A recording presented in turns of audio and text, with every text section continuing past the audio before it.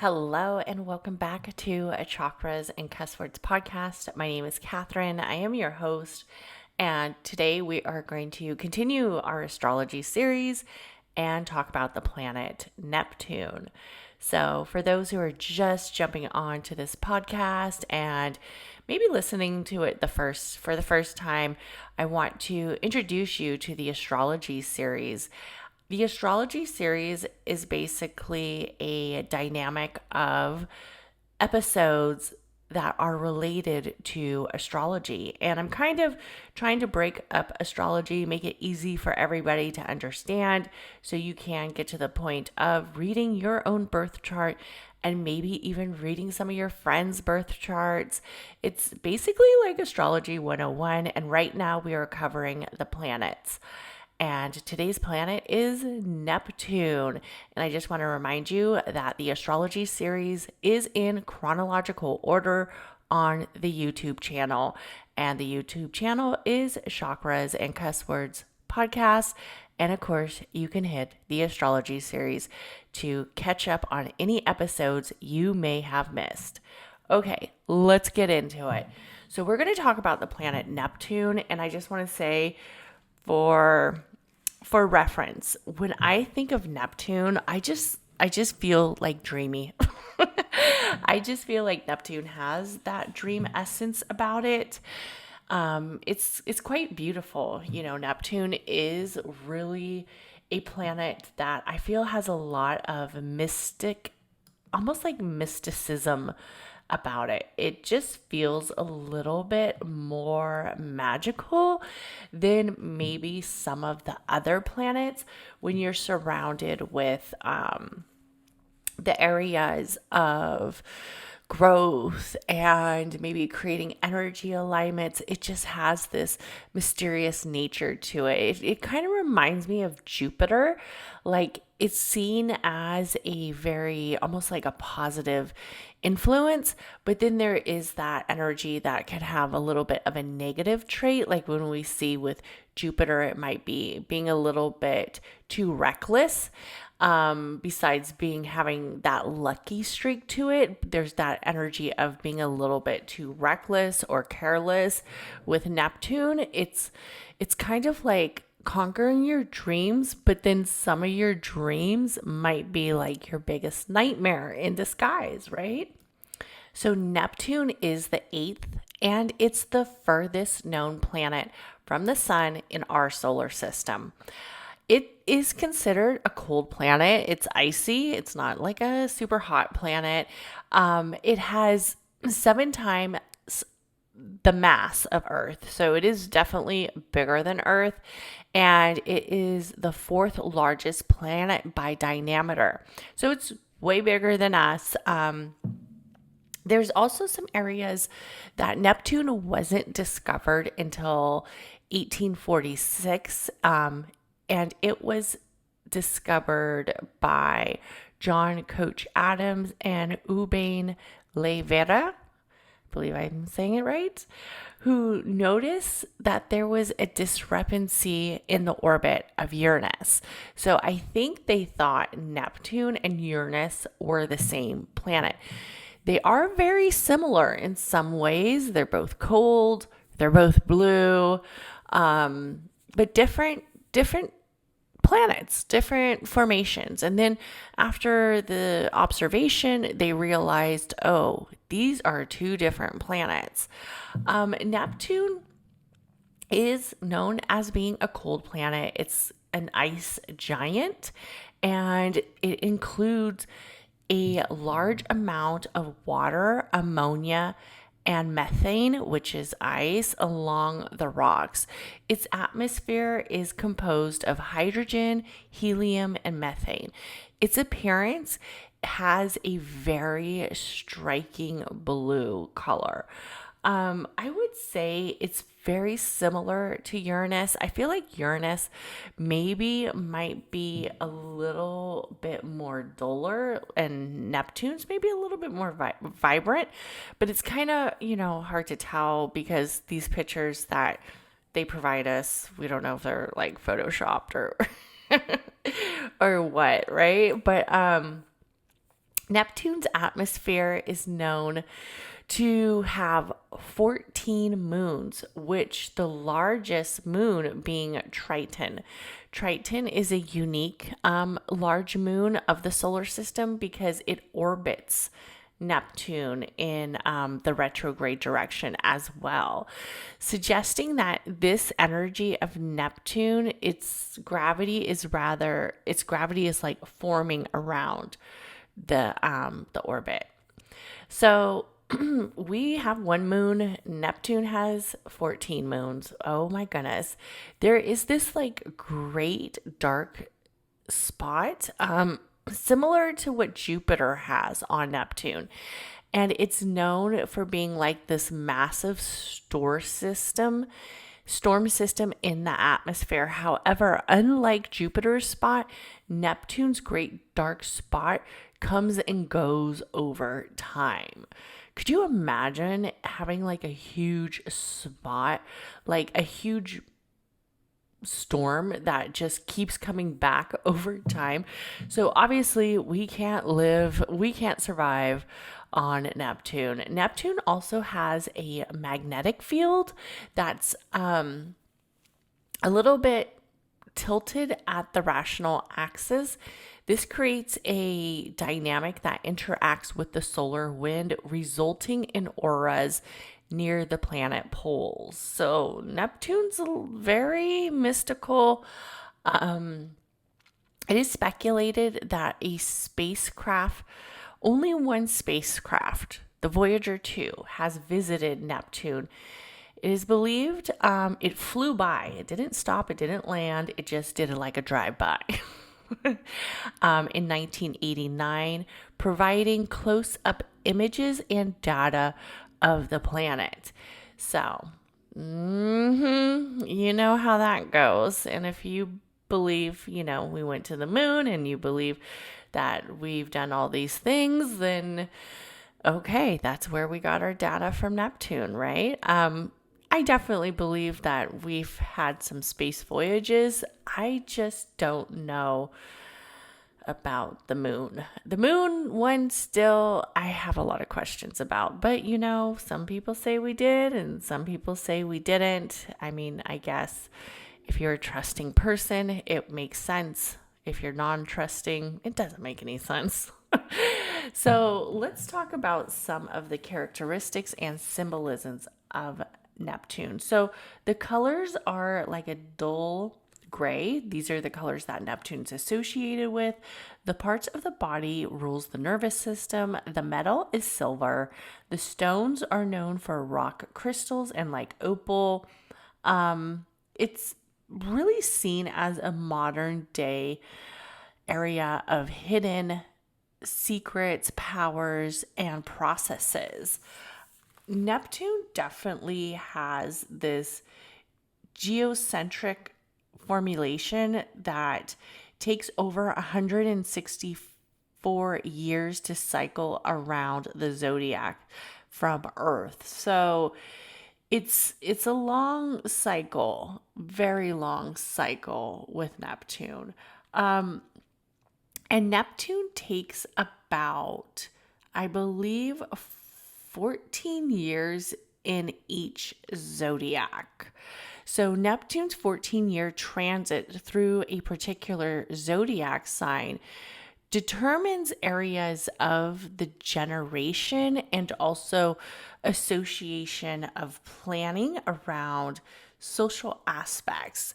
And Neptune is very mysterious, very, very mysterious.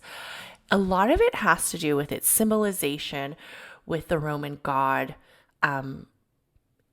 Neptune. So there's a Roman god, and also in Greek mythology, it's known as Poseidon.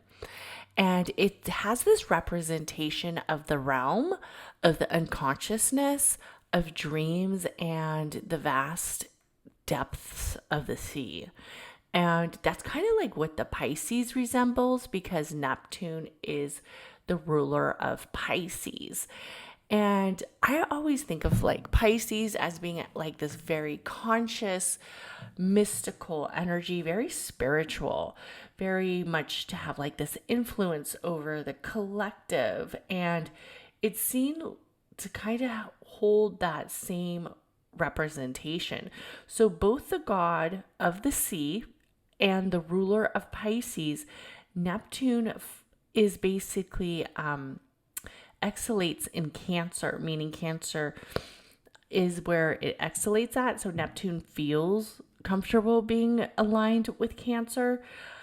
So a lot of people say when Neptune transitions over like earth signs, we might sometimes see some areas of water issues or something that resembles like events that has to do with like the water, the oceans, definitely the oceans.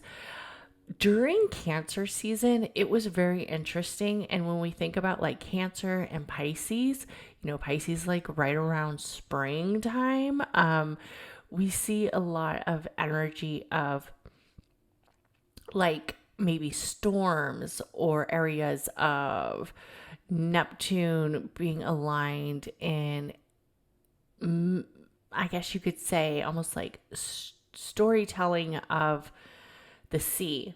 Now, if you remember that little sub missile, where I believe it was called Titan? I can't even remember, but I did a podcast on it, and it was those billionaires who went off to sea in that little sub missile type. What do they call those things? That little, submarine, but it wasn't a submarine, and their capsule imploded. There was a lot of transits around Neptune and around Cancer.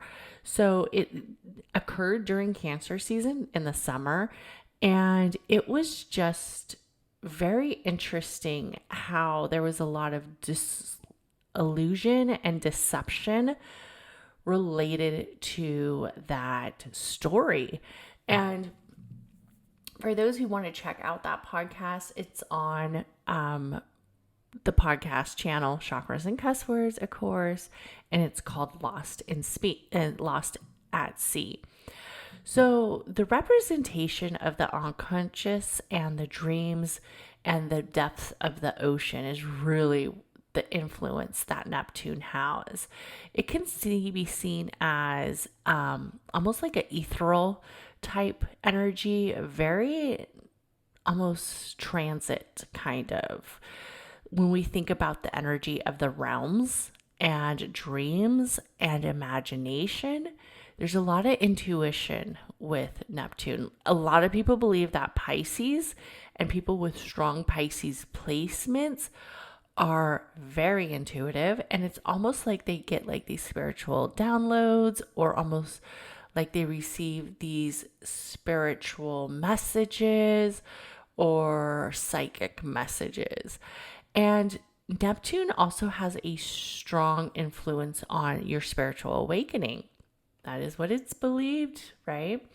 So Neptune has that compassionate state of idealization, but it's also centered around the delusions, the illusions, and the deception.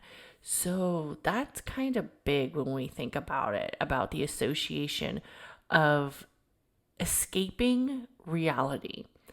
And Neptune also at sometimes kind of reminds me of like somebody who's not completely here on Earth or here on land when we think about it.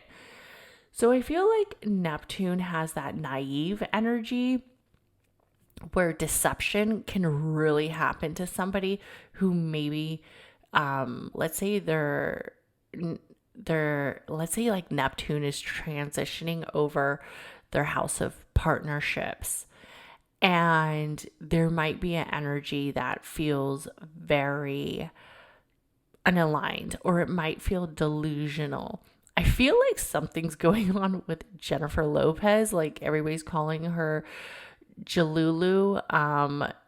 and like she's getting very like delusional after her documentary and her little musical kind of did a flop, and so did her album. So I wonder what's going on with her chart. I could feel like Neptune is in her house of careers, just making her super kooky right now and very delusional. It also has this energy of like confusion, or the tendency to kind of like see the world over those beautiful rose colored glasses where everything just looks a little bit prettier. It just looks a little bit better, but it's really not. The energy of having Neptune being so, I guess you could say, so misleading almost brings you to that area where you have to remind yourself to stay grounded. You have to remind yourself to think, right? You have to have that conscious awareness. I feel like Neptune, when Neptune is around, and it was very interesting because with Saturn entering Pisces, I felt like there was going to be a lot of like maybe like little cults breaking up and people being aware of like this cult like energy, and definitely kind of seeing that space of where people have a lot of influence over us and over our dreams and our areas of inspiration. I feel like Neptune also has that energy like of the the MLMs, the multi-level marketing, where everything just sounds better, right? Like, come join our MLM and you will become like this great stay-at-home business slash entrepreneur slash, you know, hustler slash da da da da. And it sounds very alluring, and you see like all this product that you're getting, but at the time you don't, and you think you're saving product, you think you're saving money because you are a seller, but you're actually spending so much money that you really don't even need to sell. And then that cult of the MLM, if it's like Mary Kay or if it's like Herbalife or whatever it is, just sucks you in to these endowers, these areas of influence where it's taking your creativity and expression and conforming it to have like mass production of this delusion. Neptune is also seen as a creative inspiration. So Neptune has that artistic expression of areas of creativity, and it can feel very much centered around music. It is centered around poetry, the area of entertainment, the area of broadcasting, the area of media, where it's like a production, the area of film. So Neptune does have that energy where it takes over the energy of the subconscious and turns it into creative expression. There is that spiritual higher consciousness that Neptune has, and it's often seen where it has a representation with Venus. So Venus is kind of like this energy of representation of the unconditional energies of relationships. But Neptune's energy is a little bit different. It's unconditional, but it has a spiritual alignment. So it might feel more like twin flamish. It might also feel more karmic. It encourages us to connect with our inner self, and Neptune has that consciousness where it is centered more on the self versus the external movement of the relationship. So Venus represents that energy of the relationship, kind of like with a couple, but Neptune represents it more on a spiritual alignment where it's internal. It's not necessarily external. So it wouldn't be like the relationship that you would have that It's kind of like that relationship that you have, and you could have it with somebody, but in some ways it still resembles that internal. So, like with a twin flame, what is that relationship teaching you on an internal level? And with like karmic ties, what is that energy teaching you? What are you learning from, and what are you letting go of? So it is more of a exploration of the spiritual, of the individual, and it's seen around seeking a truth energy of the external from the internal. And a lot of this energy has to do with the fact that Neptune is just very mystical. It has this transcendent energy that inspires us in areas of unity, and it really enlightens us to connect with the universe. It's kind of that area where the cosmos feels so beautiful, and it allows us to transcend and to formulate energies around trusting and pushing our boundaries to the limit. Also, it's kind of like that energy of where you're like stargazing and you're thinking, what does this all mean? Like, that's Neptune. There's definitely challenges with Neptune. Like I was saying, I feel like Neptune has this good, wholesome, pure, dreamy, like beautiful purity aligned with it. But just like Jupiter, not everything that looks great is great. It's almost like it looks too good to be true. It probably is, right? Like the challenges that come with having heavy Neptune influences, I would think could be very challenging towards the individual. There might be areas of escapism where people are just trying to escape the reality that they're in. The coping mechanisms are definitely not reality based. And there's a huge dreamy like influence that almost feels like an imbalance. So there's areas of addiction that could arise with Neptune, disillusions. I could see somebody who maybe could be super hyper religious and couldn't even contemplate why another practice or another religion could benefit somebody else, right? Not necessarily saying it had to benefit them, but just seeing how, like, this disillusion that we're all separate because of our thinking process. Definitely that energy can be very fierce, and it could be very dictating. Maybe people who are entering areas of imbalances could be coming through as energy of illusions, disillusions, hallucinations. And Neptune almost has that very, when I think about Neptune, I almost like think about it's like this very, very like stern area where it's getting close to like mental illness with some illusions and some areas of falling for the illusions and falling for this fantasy world.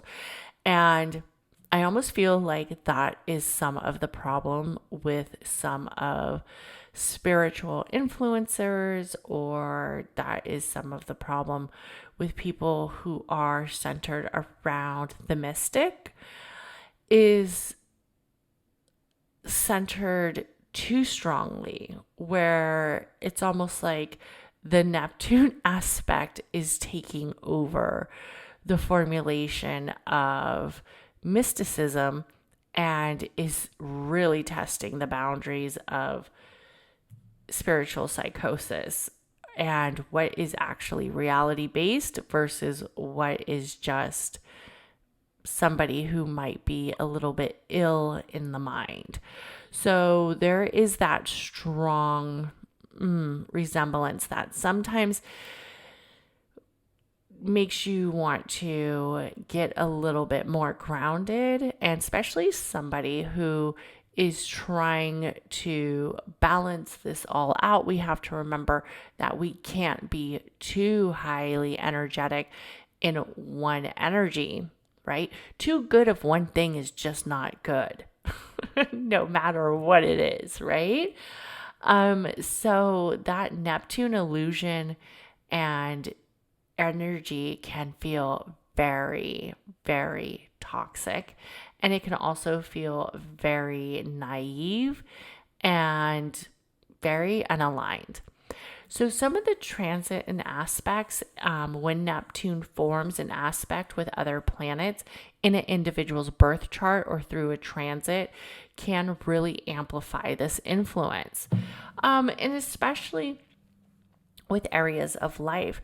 So, for instance, a Neptune conjunction with the sun might enhance somebody's creativity, their spiritual essence, or sensitivity, while Neptune squaring Mercury could lead to confusion and misunderstandings of communication, especially if that Mercury is in retrograde. Oh no! So, there's definitely that area of the consciousness and the unconsciousness, the area of awareness and disillusion, really taking over and taking that energy of influence. So I would say Neptune allows us to embrace our intuition and to trust in our unseen consciousness, and also to surrender to the mystic and the magic. But we have to do it in an energy where we're still grounded here on this earth, right? And we're not too far up in the cosmic spaces where we lose sight of who we are and what we are doing. So let's talk about some of the mythology that is surrounded around Neptune.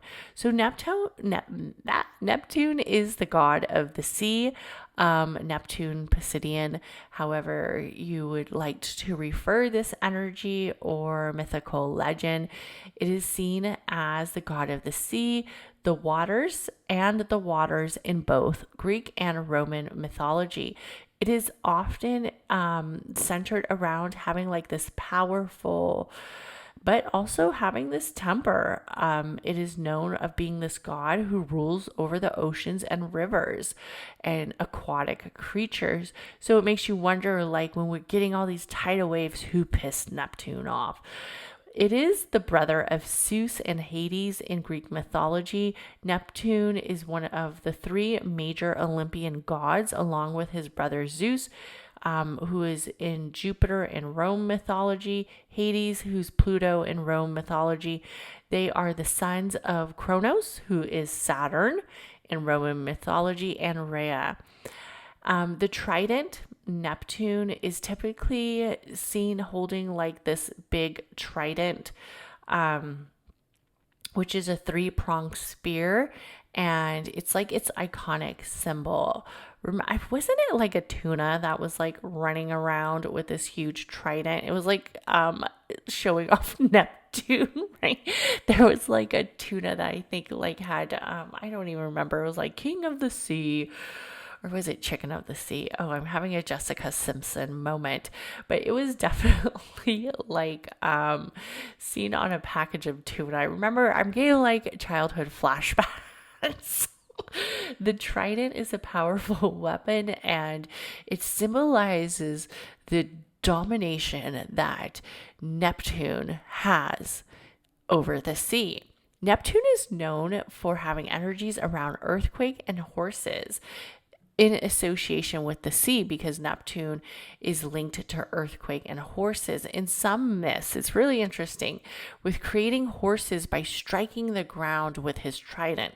So Neptune strikes the ground, and then the mystical energy of horses. He is often seen riding that chariot, which is pulled by horses, which is interesting because that gives Neptune a real like earth-like present to have horses.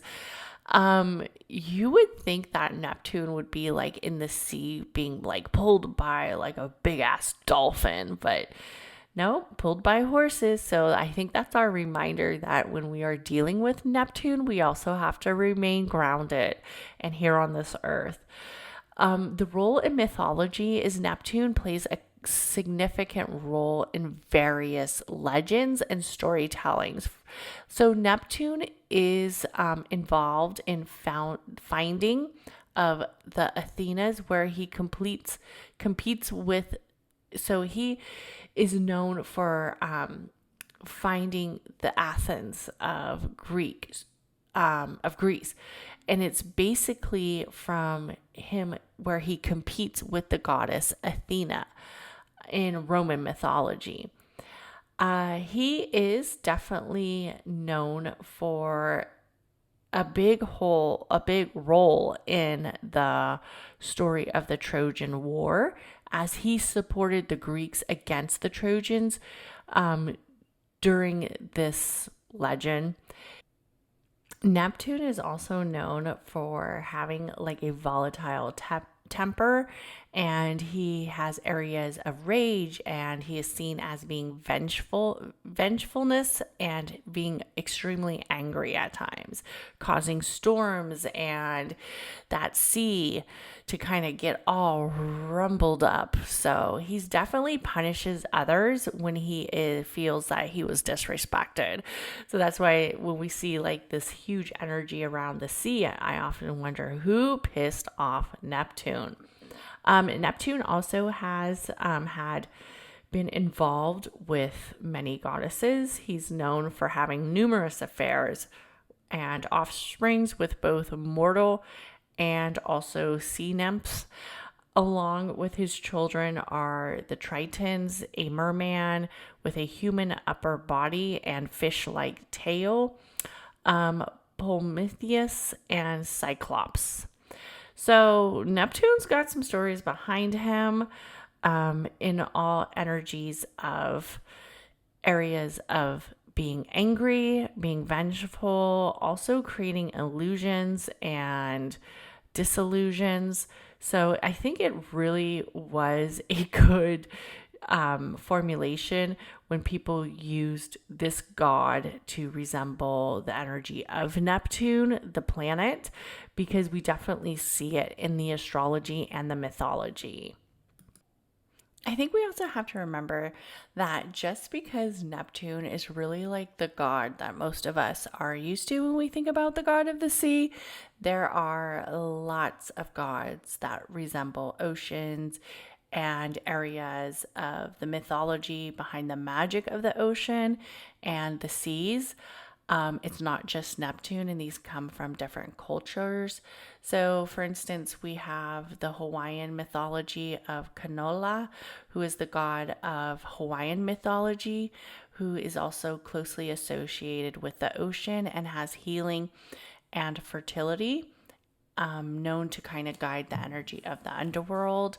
And then we also have the energy in Aztec mythology known as Tlaloc, is the god of the Aztec mythology associated with water, rain, and fertility.